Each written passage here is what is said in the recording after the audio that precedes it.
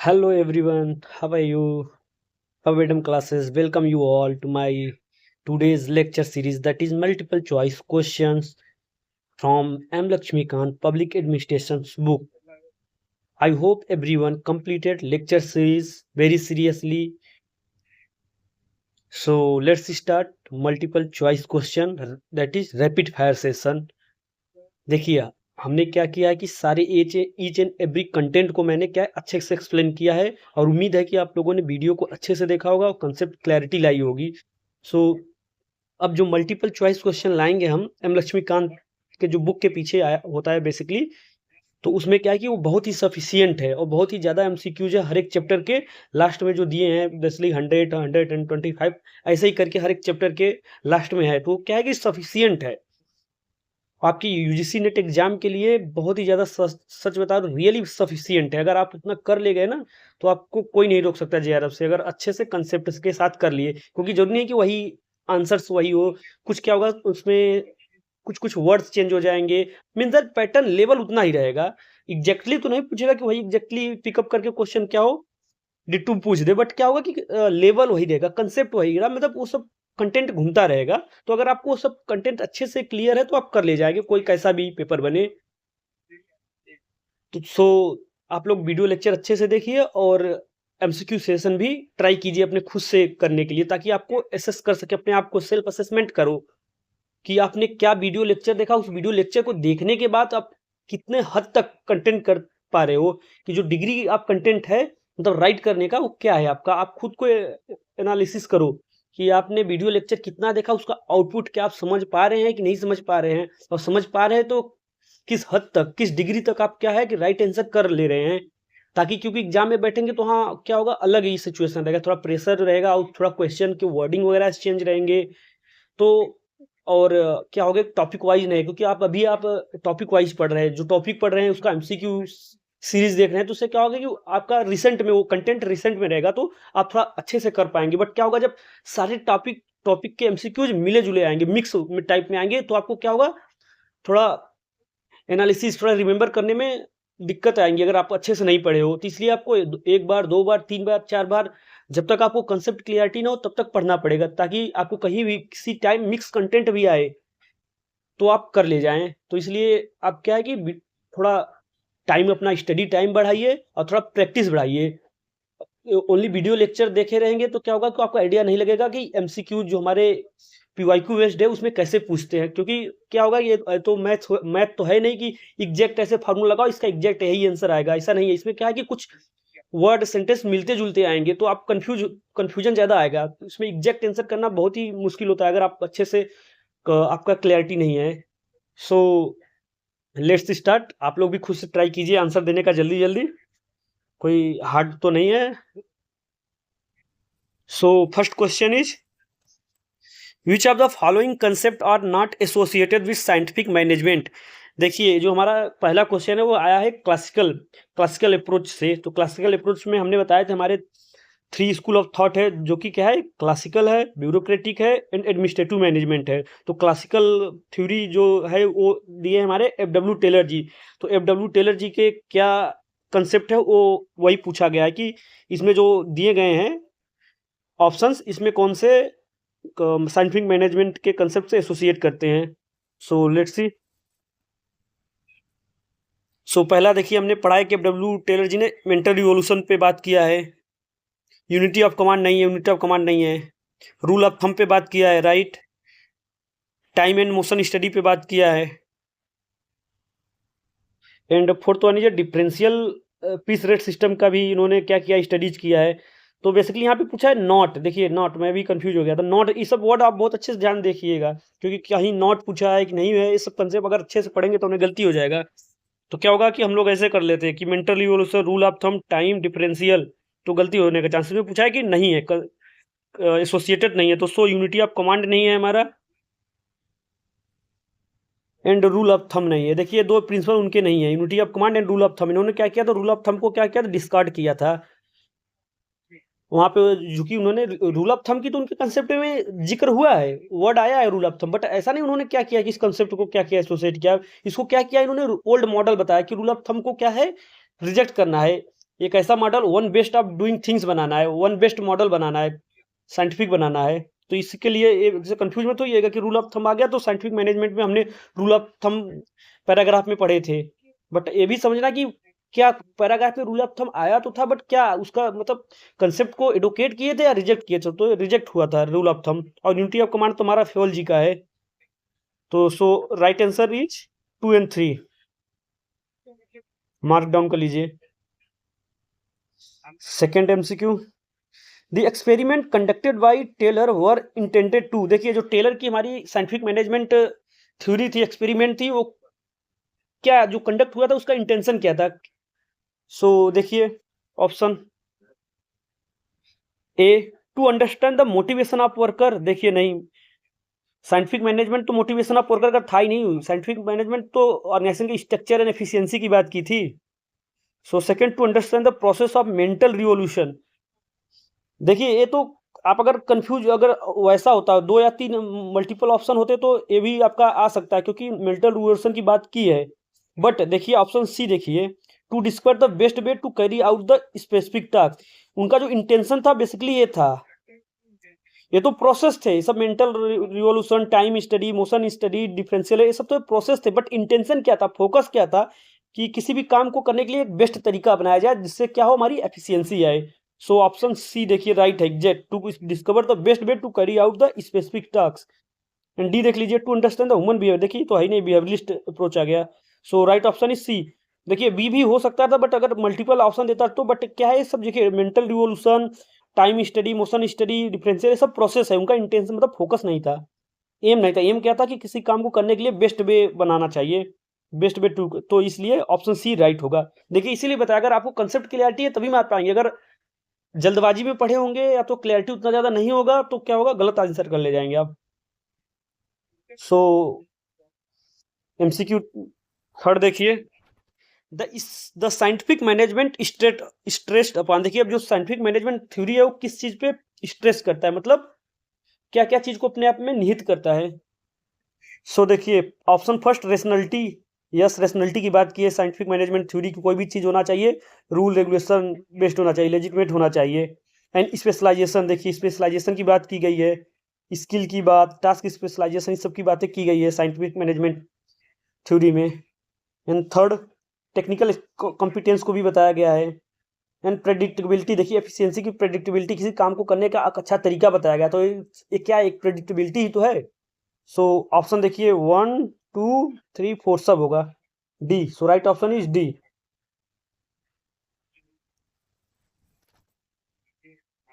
MCQ 4, which of the following pairs of the administrative thinker have described the scientific management as the physiological organization theory। देखिए ये अभी जो हमारा chapter 4 आएगा उसका एमसीक्यू आया है कि फिजियोलॉजिकल ऑर्गेनाइजेशन थ्योरी जो कि साइंटिफिक मैनेजमेंट थिंकर से मतलब रिलेट करता है, तो उसके हमारे हैं मार्च एंड साइमन। देखिए अभी नेक्स्ट जो हमारा चैप्टर 4 आएगा उसमें आपको क्लियर हो जाएगा। तो सो अभी के लिए जानिए कि D, option D, March and Simon है। और क्या है इसका क्वेश्चन भी आप समझ लीजिए, which of the following pair of the administrative thinker. देखिए pair of administrative thinkers have describe the scientific management as physiological organization theory. कि देखिए साइंटिफिक जो मैनेजमेंट थ्योरी था वहां पे क्या थी, हायरार्की की बात की गई थी, एफिशिएंसी की बात की गई थी। तो वहां पे जो हमारा मार्च एंड साइमन का एक बुक है ऑर्गेनाइजेशनल थ्योरी, उसमें उन्होंने उसको जो साइंटिफिक मैनेज थ्योरी को फिजियोलॉजिकल ऑर्गेनाइजेशन थ्योरी बताया है। तो यहाँ पे ऑप्शन डी सही होगा। So MCQ 5, B, maximizing the productivity. B यहाँ पे बेसिकली देखिए बी हो गया तो किसी चीज को पूछा गया है, मतलब स्कॉलर का पूछा गया होगा नाम वगैरह। तो देखिए B, maximizing the productive be maximizing the productive efficiency of each worker. Scientific management would also maximize the earning of workers and employers. Hence all conflict between capital and labor would be resolved by the findings of science. This statement is made by, देखिए अब कुछ कुछ क्या होता है कि statement जो scholar ने स्टेटमेंट बोला किसी प्रिंसिपल को रिगार्डिंग लेके, किसी कंसेप्ट के रिगार्डिंग, तो प्रिंसिपल भी इसमें पूछता है। तो थोड़ा आप बुक को रीडिंग करोगे, एक बार दो बार लेक्चर्स को देखोगे, एक दो बार, क्योंकि हर लेक्चर में मैंने हर एक टॉपिक से 2 या 3-4 स्टेटमेंट बताए हैं थिंकर्स के। तो ऐसे आपको क्या होगा कि आइडिया लग जाएगा। तो देखिए जो ये स्टेटमेंट है रिनहार्ड बेंडिक्स जी का है। अब बेसिकली थोड़ा थोड़ा आप लोग एमसीक्यू भी ट्राई करेंगे तो क्या होगा, आपको आइडिया लग जाएगा, क्योंकि स्टेटमेंट वगैरह फिक्स होता है कि स्टेटमेंट तो कोई डायनेमिक है नहीं कि बढ़ता रहेगा घटता, वो फिक्स टाइप के है। जो स्टेटमेंट स्कॉलर ने बोल दिया उतना है, उसमें कुछ बढ़ा घटेगा नहीं। So try to do 2 times 3 times. देखिए अब एमसीक्यू 6 एमसीक्यू देखिए, बहुत interesting. The name of Max Weber is associated with the bureaucracy because, देखिए अब जो मैक्स वेबर का प्रिंसिपल है, ब्यूरोक्रेटिक मॉडल है, वो एसोसिएट करता है क्यों। तो अब इसको देखिए, यहाँ पे मल्टीपल ऑप्शन राइट है, तो देखते हैं क्या है। ऑप्शन ए देखिए, ही क्वाइंड द टर्म ब्यूरोक्रेसी, नहीं देखिए गलत। जो ब्यूरोक्रेसी का टर्म फर्स्ट टाइम किसने क्वाइंट किया था, विंसेंट। जाके आप लेक्चर देखिए, ये सब बहुत इंपॉर्टेंट क्वाइंट है। सो विंसेंट ने टर्म क्वाइंट किया था, मैक्स वेबर ने नहीं किया था। So second, he is the first person who made a systematic study of bureaucracy, yes right, he is the first person who made a systematic study of bureaucracy. So option 2 is right होगा। Next देखते हैं और option हो सकता है कि नहीं। He included bureaucracy in the legal rational authority system, legal rational authority system in the, देखिए नहीं, ओनली लीगल अथॉरिटी में नहीं, इन्होंने मतलब बहुत टाइप का अथॉरिटी में बताया उसको, करिज्मेटिक में बताया, लीगल रेशन में बताया, ट्रेडिशनल में बताया। सो ये ऑप्शन सही नहीं रहे। Fourth, his bureaucratic model is the most important paradigm in public administration. Bureaucratic model नहीं, देखिए ब्यूरोक्रेटिक मॉडल तो क्या है, इंपॉर्टेंट तो है, बहुत ही मोस्ट इंपॉर्टेंट पैराडिम नहीं है, क्योंकि इससे भी ज्यादा इसको बहुत बेसिस पे क्रिटिसाइज किया गया है। ये बेसिकली क्लासिकल ऑर्गेनाइजेशन में है, लागू करता है, मॉडर्न में नहीं। सो ओनली ऑप्शन 2 देखिए राइट है। So option 2 is only right, only 2।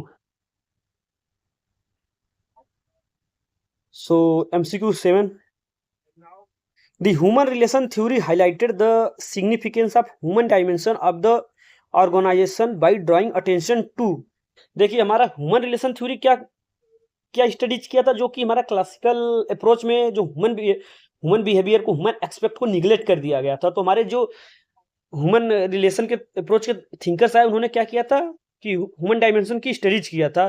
तो क्या टेंशन को ड्रॉ करते थे, उसको बेसिकली यहाँ पे बताना है। सो देखिए, अगर पहला ही कंसेप्ट है, पहला ही क्या है, सेंट्रल थीम ऑफ फोकस है किसका, ह्यूमन रिलेशन थ्योरीज का। जो ह्यूमन रिलेशन स्कॉलर्स थे, थिंकर्स थे, उनका मेन फोकस था कि जो ऑर्गेनाइजेशन में ह्यूमन एक्सपेक्ट है, ह्यूमन डायमेंशन है, ह्यूमन डायमेंशन का क्या क्या फैक्टर है, social and psychological factor of work situation को क्या है, समझना है, स्टडीज करना है। तो ऑप्शन 4 यहाँ पे राइट होगा। देखिए यहाँ पे अलग अलग लिखा है, देखिए social factor of work situation नहीं, ओनली सोशल फैक्टर नहीं है, साइकोलॉजिकल फैक्टर, फिजियोलॉजिकल फैक्टर तो नहीं है। नहीं तो इसलिए यहाँ पे दोनों है, social and psychological factors of work situation. तो ऑप्शन डी यहाँ पे एग्जैक्ट राइट है। नहीं तो अगर सेपरेट करता तो मार सकते थे, बट यहाँ पे ऑप्शन में सेपरेट है नहीं, तो यहाँ पे दोनों को ऑप्शन 4 में कंक्लूड कर दिया है, सोशल है भी और साइकोलॉजिकल भी। So that's why option D is right.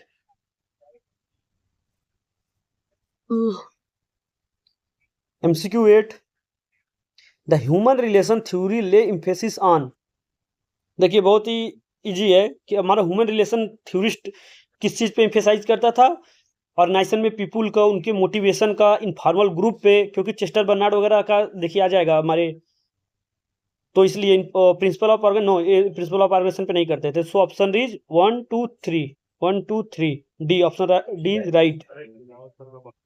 So 9th number देखिए, which of the following are not correct about system approach.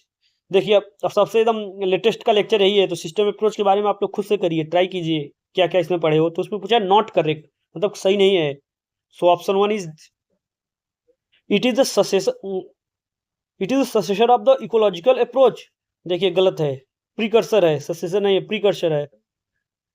तो ये देखिए, तो पहले गलत हो गया। It give rise to the contingency management theory, S.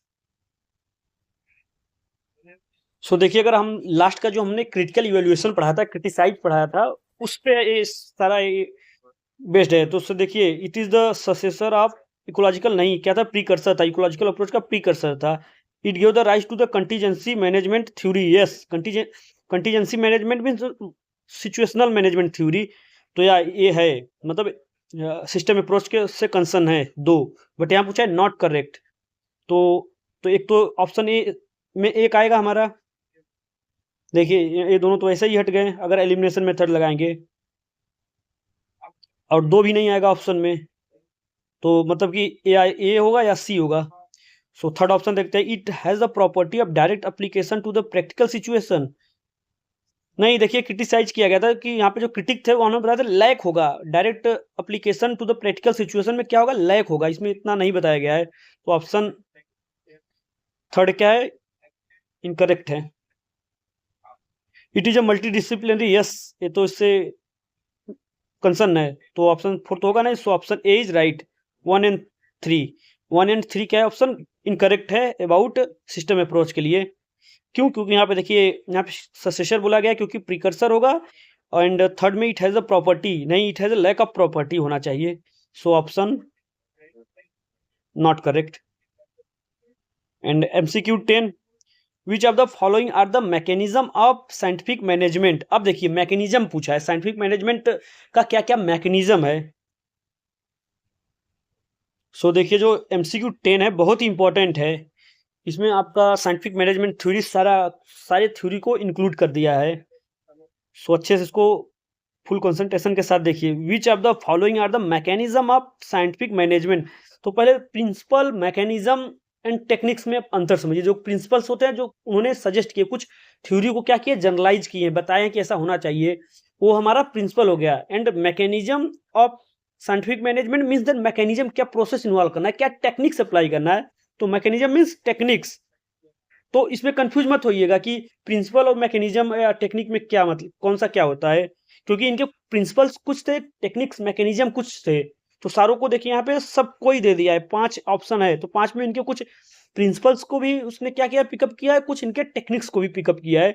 तो बेसिकली यहाँ पे जो एमसीक्यू में पूछा है, आज for mechanism means technique. So scientific management के क्या क्या टेक्निक है, देखिए ऑप्शन ए फंक्शनल फोरमैनशिप, ये क्या है, टेक्निक है basically. One best way of doing task, ये क्या है, प्रिंसिपल है। डिफरेंशियल पीस रेट प्लान, ये भी हमारा टेक्निक है। Scientific selection of a workman, ये हमारा प्रिंसिपल है। टाइम एंड मोशन स्टडी, ये है टेक्निक है। सो जो यहाँ पे पूछा है मैकेनिज्म मीन्स, जो तो हमारा मैकेनिज्म क्या होगा, functional foremanship 1, differential piece rate system 3, and time and motion study 5। So right option is 1, 3 and 5। Let's see the option 1, 3, 5। So option C is right. 11, Taylor's concept of functional foremanship lead to।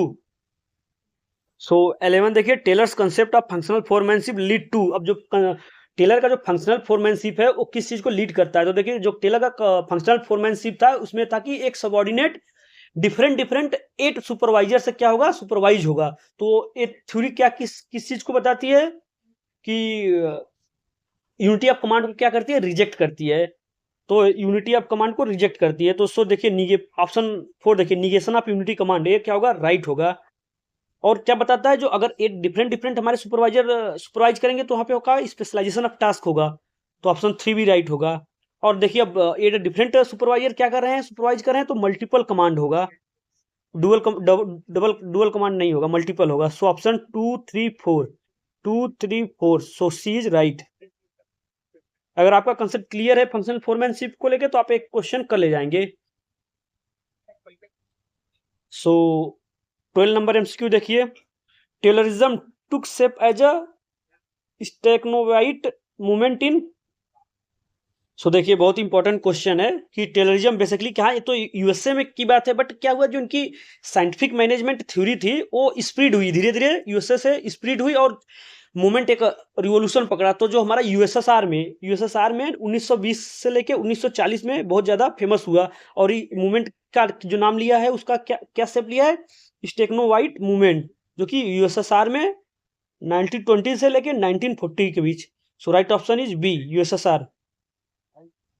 And option sorry, question 13 देखिए, which of the following are not the basic themes of scientific management. अब देखिए जो scientific management theory का basic theme नहीं है, not the basic theme of scientific management. देखिए जो हमारे साइंटिफिक मैनेजमेंट थ्योरी का बेसिक थीम था, कोऑपरेशन नॉट इंडिविजुअल, देखिए ये तो बेसिक थीम है। ऑप्शन ए में जो बताया गया है बेसिक थीम है, और यहाँ पे पूछा है नहीं है, सो ऑप्शन ए नहीं सही होगा। देखिए क्योंकि ये बेसिक थीम है, cooperation not a individual. Second, harmony not a discard, ये भी बेसिक थीम है। Science not a rule of thumbs, ये भी बेसिक थीम है। Maximum output in place of restricted output, ये भी बेसिक थीम है हमारा साइंटिफिक मैनेजमेंट थ्योरी का।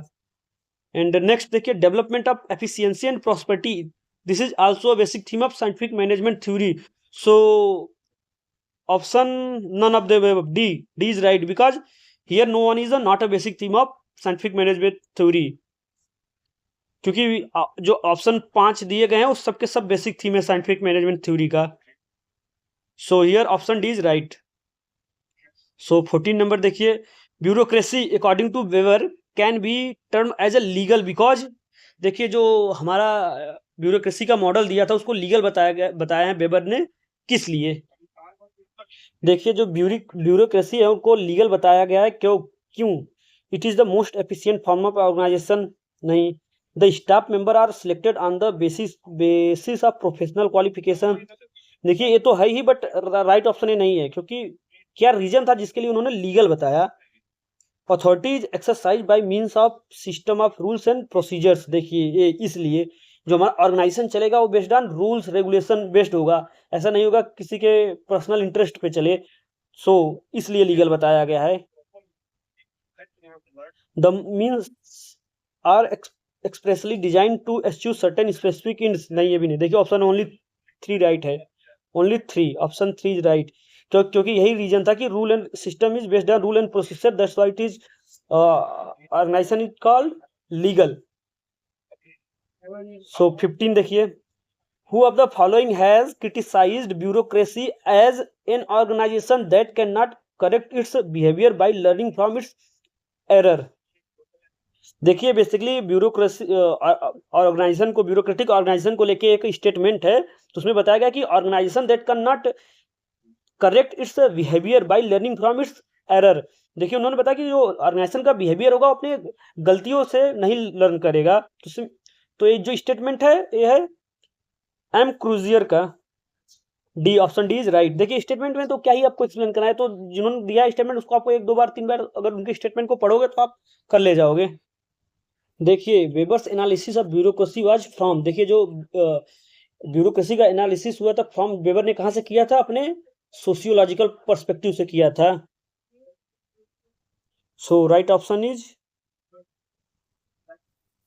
2, so D only 2 is right, क्योंकि देखिए यहाँ पे ऑप्शन में पॉलिटिकल पर्सपेक्टिव नहीं था, इकोनॉमिक पर्सपेक्टिव, कल्चरल पर्सपेक्टिव नहीं, ओनली सोशियोलॉजिकल पर्सपेक्टिव से उन्होंने ब्यूरोक्रेसी टर्म को क्या किया था? एनालिसिस किया था। सो right option is D. 17 number देखिए, अब the behavioral characteristic of bureaucracy are, means देखिए जो ब्यूरोक्रेसी का बिहेवियरल कैरेक्टरिस्टिक क्या है? देखिए अब टोटल कैरेक्टरिस्टिक नहीं पूछा है, ओनली बिहेवियरल कैरेक्टरिस्टिक पूछा है। तो बिहेवियरल कैरेक्टरिस्टिक देखिए ऑप्शन ए देखिए, ए रेशनलिटी एंड रोल स्पेसिफिक, ये तो फीचर्स बताया कि मतलब होना चाहिए लीगल होने के लिए बताया है। रोल स्पेसिफिक एंड इम्पर्सनलिटी, ये भी फीचर्स है। इम्पर्सनलिटी एंड रूल ओरिएंटेशन, देखिए ए है हमारा बिहेवियरल कैरेक्टरिस्टिक की इम्पर्सनलिटी होना चाहिए एंड रूल ओरिएंटेशन होना चाहिए। तो ये हमारा जो बिहेवियरल कैरेक्टरिस्टिक है ब्यूरोक्रेसी का, option C is right, impersonality and rule orientation होना चाहिए।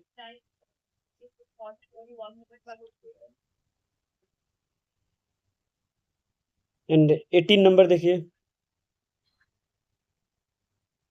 The structural characteristic of bureaucracy include, देखिए अब जो ब्यूरोक्रेसी का स्ट्रक्चरल कैरेक्टरिस्टिक क्या क्या होता है, जो मतलब कि जो ब्यूरोक्रेटिक टाइप ऑफ ऑर्गेनाइजेशन है उसका स्ट्रक्चरल कैरेक्टरिस्टिक। सो देखिए यहाँ पे ऑप्शन आप बहुत अच्छे से पढ़िए, पहले क्वेश्चन को समझिए। हमारा स्ट्रक्चरल कैरेक्टरिस्टिक बताया कि मतलब जो उनका ऑर्गेनाइजेशन का स्ट्रक्चर होगा उसके रिगार्डिंग क्या क्या इन्होंने बातें की। तो जो हम देखे थे हमारा जो ब्यूरोक्रेटिक ऑर्गेनाइजेशन है वो क्या है? Basically hierarchical structure based organization है। तो so option 1 is right.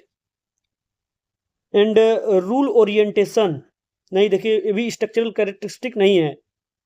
Division of labour, yes division of labour होगा, क्योंकि अगर हमारा ऑर्गेनाइजेशन हियरार्की बेस्ड है तो हर एक डिवीजन होगा वहां पे, तो जो वर्कर्स होंगे उनका डिवीजन बटा होगा। तो देखिए ये भी हमारा स्ट्रक्चरल कैरेक्टरिस्टिक है।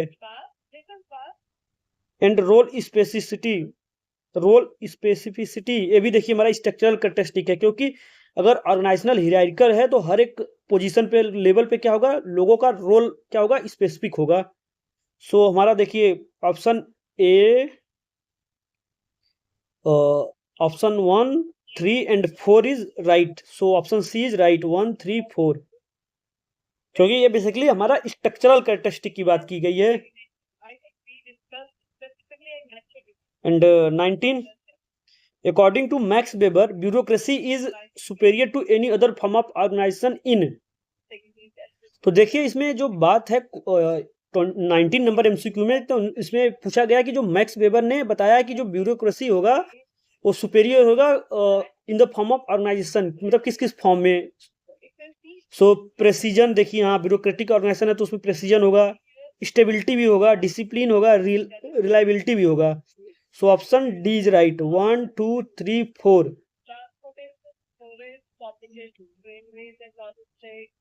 देखिए इन टर्म में क्या होगा, जो ब्यूरोक्रेटिक ऑर्गेनाइजेशन होगा वो क्या होगा, सुपेरियर होगा। एंड 20 देखिए, rationality is the basis of. देखिए अब जो रेशनलिटी है किस चीज का बेसिस है, rationality means legal rule based legitimacy. So देखिए ऑप्शन देखिए, करिज्मेटिक अथॉरिटी। देखिए रेशनलिटी करिज्मेटिक अथॉरिटी का बेसिस नहीं है, क्योंकि करिज्मेटिक अथॉरिटी ऐसा है कि जिसमें लोग क्या करेंगे, कमांड करेंगे, किसके बेस पे, अपने पर्सनल स्टेट पे, बाय डिफॉल्ट कुछ उनके होगा, क्वालिटीज होगा, पर्सनल करिश्मा के अकॉर्डिंग क्या करेंगे, रूल करेंगे, तो इसका रेशनलिटी इसका बेसिस नहीं है। एंड ट्रेडिशनल अथॉरिटी, देखिए ट्रेडिशनल अथॉरिटी का भी जो बेसिस है वो क्या है, कस्टम्स है, कुछ ओल्ड कंसेप्ट कस्टम्स है जो जनरेशन टू जनरेशन चले आ रहे हैं, उसके बेस पे अगर हम किसी अथॉरिटी को फॉलो कर रहे हैं, ना कि लीगल रेशनल बेसिस क्या है इसका बेसिस है ट्रेडिशनल अथॉरिटी का। एंड थर्ड वन देखिए, लीगल अथॉरिटी। देखिए लीगल अथॉरिटी का बेसिस है लीगल रेशनल अथॉरिटी, इसीलिए बोलते हैं। सो देखिए हमारा थर्ड नंबर सही है, मोरल अथॉरिटी नहीं, इसका भी बेसिस नहीं है रेशनलिटी, तो only C, option C is right, only 3। Next MCQ देखिए 21, which of the following is not a behavioural characteristic of bureaucracy. अब देखिए हमें स्ट्रक्चरल कैरेक्टरिस्टिक की बात कर ली गई है, अब बिहेवियरल कैरेक्टरिस्टिक को पूछा है। तो देखिए सब बहुत अच्छे से पढ़िए, क्योंकि जो कैरेक्टरिस्टिक भी अलग अलग था, बिहेवियरल, स्ट्रक्चरल। तो अब देखिए बिहेवियरल कैरेक्टरिस्टिक नहीं है, तो देखिए इम्पर्सनलिटी ए बिहेवियरल कैरेक्टरिस्टिक है। एंड देखिए रेशनलिटी भी हमारा बिहेवियरल कैरेक्टरिस्टिक है। एंड रूल ओरिएंटेशन होना चाहिए, भी देखिए बिहेवियरल कैरेक्टरिस्टिक है। रोल स्पेसिफिसिटी देखिए हमारा स्ट्रक्चरल क्या है, कैरेक्टरिस्टिक है। So option D is right, B, option B is right, role specificity हमारा क्या है, स्ट्रक्चरल कैरेक्टरिस्टिक है। So right option is B for 21। Now see 22, who describe the classical approach as a engineering approach. Who describe the classical approach as the engineering approach. Gulick no, Fayol no, Urwick yes, Urwick ने classical approach को engineering approach क्या है, describe किया है। So right option is C. And 23, the classical theorist attached more importance to the. देखिए जो classical theorist थे उन्होंने मोर इंपॉर्टेंस किसको दिया था, एक एक देखते हैं। ऑप्शन ए देखिए, role of the people in the organization, structure of the organization, standardization of work methods, role of management in achieving the organizational goal. देखिए मल्टीपल नहीं है इसमें, सिंगल आंसर सही है। तो जो देखिए जो मेन इंपॉर्टेंस था क्लासिकल थ्योरिस्ट का, वो किस पे था, structure of the organization, structure of organisation के ऊपर क्या था, मेन फोकस था। So option B is right. Now see 24, the acronym POSDCORB symbolize. देखिए बहुत ही अच्छा क्वेश्चन है कि जो पोस्टकार्प विधि हमारा क्या बताता है। पोस्टकार्प विधि हमारा ये बताता है कि management, function of management means that activities of an administrator. So option is C is right. ये बहुत इंपॉर्टेंट है, लूथर गुली का पोस्टकार्प आप लोग को पढ़ा है, planning, organizing, staffing, directing, coordinating, reporting, budgeting. ये बेसिकली सब फंक्शन परफॉर्म करेगा कौन, मैनेजर करेगा, तो फंक्शन ऑफ मैनेजमेंट है। इसीलिए यहाँ पे बोला है ऑप्शन सी में, the activities of an administrator. So right option is C. And 25 देखिए, which of the following is correctly matched. अब देखिए ये जो ऑप्शन बेसिकली उनके कुछ कंसेप्ट है, उनके कुछ प्रोपाउंडर है, तो कौन किससे सही करेक्टली मैच है उसको बताना है।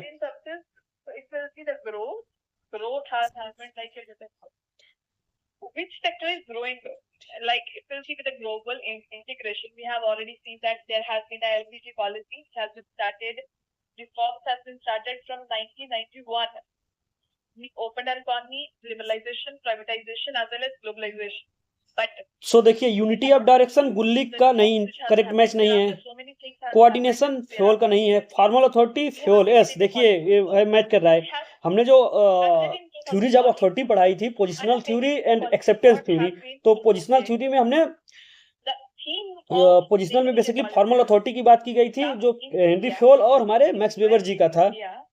सो फॉर्मल अथॉरिटी की बात की गई है फ्योल के। डिसेंट्रलाइजेशन उर्विक नहीं। So right option is C. And 26 MCQ देखिए, बेसिकली इस वाले लेक्चर में हम 30 एमसीक्यू कराएंगे, ताकि थोड़ा, क्योंकि इसमें एमसीक्यू ज्यादा है तो जल्दी खत्म हो जाए, ज्यादा टाइम ना ले। सो 26 देखिए, Who of the following administrative thinkers have described the classical theory as the machine model theory? देखिए अब जो क्लासिकल थ्योरी को मशीन मॉडल थ्योरी किन किन लोगों ने डिस्क्राइब किया है। देखिए जो हमारे, एक पॉइंट आप लोग रिमेंबर कीजिए कि जो हमारे क्लासिकल थ्योरी के जो मेन क्रिटिक थे वो है हमारे हर्बर्ट साइमन। तो यहाँ पे जो मार्च एंड साइमन ने जो क्लासिकल अप्रोच है, क्लासिकल अप्रोच थ्योरी जो है उसको उन्होंने मशीन मॉडल थ्योरी भी बोला है। So right option is C 1 and 4, March and Simon. And 27 देखिए, बेसिकली ये पब्लिकेशन से आ गए हैं। Which of the following is incorrectly matched. अब देखिए इनकरेक्टली मैच्ड पूछा है। सो वैसे बता देता हूँ कि जो इसमें है एफडब्ल्यू टेलर जी के वर्क के बारे में, पब्लिकेशन के बारे में बात किया गया है। तो जो पब्लिकेशन है उनका वो है art of cutting metals. Art of cutting metals का जो पब्लिकेशन है वो है 1906। आर्ट ऑफ कटिंग मेटल का है 1906। And a piece rate system 1895, ये देखिए करेक्टली मैच्ड है। प्रिंसिपल ऑफ साइंटिफिक मैनेजमेंट 1911, ये भी करेक्टली मैच्ड है। सॉफ्ट फ्लोर मैनेजमेंट 1903, ये भी करेक्टली मैच है। तो यहाँ पे पूछा इनकरेक्टली मैच, तो यही होगा आर्ट ऑफ कटिंग मेटल्स, ये 1906 में होना चाहिए था। सो right option is A. And next 28 देखिए, the philosophy of the principle of scientific management does not include.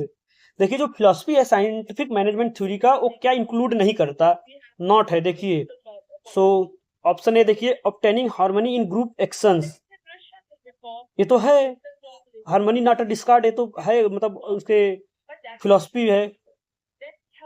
And यहाँ पे पूछा है कि does not include, so option ए तो नहीं होगा। रिप्लेसिंग रूल ऑफ थंब, ये भी है फिलॉसफी है। रूल ऑफ थंब को मतलब क्या करना, रिप्लेस करना by one best of doing things. And C देखिए, वर्किंग फॉर मैक्सिमम आउटपुट, ये भी है फिलॉसफी। देखिए डी देखिए, अचीविंग चेवटिक इंडिविजुअलिज्म, नहीं, वहां पे क्या है, ग्रुप की बात की गई है, नॉट इंडिविजुअल की बात की गई है। सो राइट जो यहाँ पे नहीं इंक्लूड होगा वो होगा D, achieving chaotic individualism. So right option is D. 29 देखिए, which of the following is not correctly match. Not correctly match को बताना है। देखिए ए फेल का गैंग प्लैंक, ये करेक्टली मैच है। हेनरी फेल ने गैंग प्लैंक का प्रिंसिपल दिया था। And Gulick basis of departmentalisation, ये भी दिया था। गुल्लिक ने ही बेसिस ऑफ डिपार्टमेंटलाइजेशन बताया था। उर्विक का है प्रिंसिपल ऑफ डेफिनेशन, देखिए ये भी करेक्टली मैच है। प्रिंसिपल ऑफ डेफिनेशन उर्विक जी ने बताया था। एंड मुने डिसिप्लिन, नहीं, ये करेक्टली मैच नहीं है, तो मुनि जी ने डिसिप्लिन की बात नहीं की थी। सो राइट यहाँ पे होगा 29 में डी होगा। एंड 30 देखिए, which of the following statement are correct about human relation theory of organization. देखिए ह्यूमन रिलेशन आ गया तो इल्टन मायो, तो अब आप देखिए जो करेक्ट है human relation theory of organisation के रिगार्डिंग में क्या करेक्ट है। सो ऑप्शन ए देखिए, it challenges the classical concept of economic man. So देखिए तो लग रहा है कि क्योंकि जो ह्यूमन रिलेशन थ्योरिस्ट है क्लासिकल कंसेप्ट को क्या क्या चैलेंज किए हैं। तो बेसिकली देखिए इसमें कंसेप्ट वाली बातें हैं, 100% नहीं बोल सकते। पहले क्या है, सारे ऑप्शन को देखो। सेकंड पॉइंट देखिए, it hold that every person is different. देखिए अगर आप देखोगे तो ह्यूमन रिलेशन थ्योरी ने किस चीज को लेके मतलब कि बेसिकली बताया था, तो उन्होंने क्या था उसको चैलेंज किया था, जो इकोनॉमिक मैन कंसेप्ट को क्या किया था, चैलेंज किया था, उन्होंने सोशल मैन कंसेप्ट को बताया था। तो ऑप्शन तो यह है, it hold that every person is different. और इसकी भी बात की थी कि हर एक क्या होता है, जो ऑर्गेनाइजेशन में इंडिविजुअल क्या होता है, उसके अपनी पर्सनल क्वालिटीज स्किल्स होते हैं, मतलब कि सारे एक जैसे नहीं है, डिफरेंट है, ये भी उन्होंने कंसेप्ट बात की थी। सो थर्ड देखिए, it hold that every person work as a part of work group. Yes, informal group की बात हुई थी वहां पे, मतलब कि लोग जो इंडिविजुअल काम करेगा एक ग्रुप के लिए काम करेगा। It consider the human aspect of the organisation in addition to the mechanical aspect. देखिए, in addition to the mechanical aspect की बात की थी, social aspect, physiological, psychological dimension की बात की थी। सो राइट ऑप्शन 1 2 3 4 सब होगा। So option B is right, 1 2 3 4।